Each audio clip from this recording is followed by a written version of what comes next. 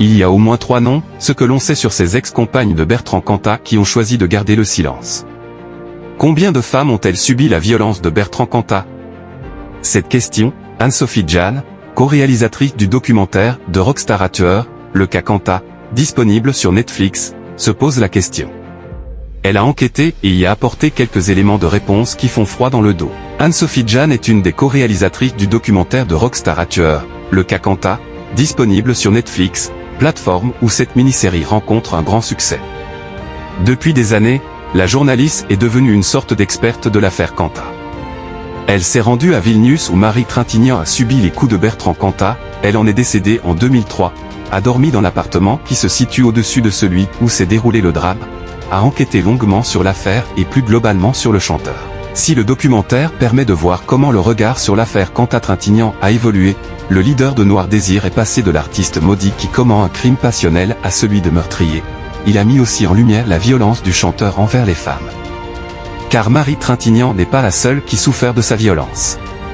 Il y a eu aussi Christina Radi, la mère des enfants de Bertrand Cantat qui s'est donné la mort en 2010, c'est d'ailleurs leur fils qui a découvert le corps.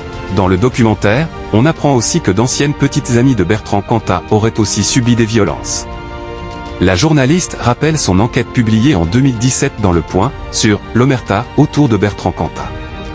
Anonymement, un des 4 membres de Noir Désir y avait affirmé que Christina Radi avait menti au moment du procès du chanteur afin que ses enfants ne découvrent pas que leur père était un homme violent. Nous avons tous décidé de mentir.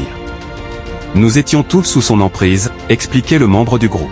Dans The Rockstar Tueur, Le cas Cantat, la journaliste explique aussi que ce membre de Noir Désir a déclaré que, évidemment, Bertrand Cantat a été violent avec Christina Radi avant la mort de Marie Trintignant. Il a même cité 2 des petites amies du chanteur qu'il aurait battues avant elle.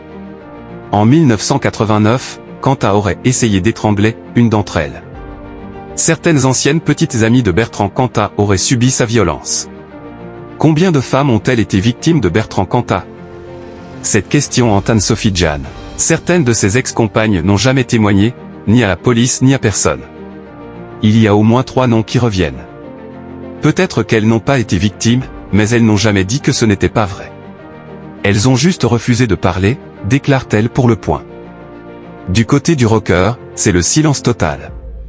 La journaliste a pourtant essayé maintes fois de le contacter. Elle explique, pour tous mes articles, je l'ai contacté via son avocat et sa maison de disques, mais il a refusé de répondre. J'avais même envoyé mes questions à l'avance, des questions très simples, avez-vous été violent avec Marie Trintignant? Avec une autre femme? Comment expliquez-vous le message téléphonique de Christina Radi, et les témoignages? Rien de piégeux, juste des faits. Il a refusé en exigeant que je lui donne les noms des témoins avant d'envisager une réponse. Ce qui, d'une certaine manière, ressemble déjà à un aveu. Mais il n'a jamais répondu, ni à l'époque ni plus tard, quand je l'ai recontacté pour mon livre.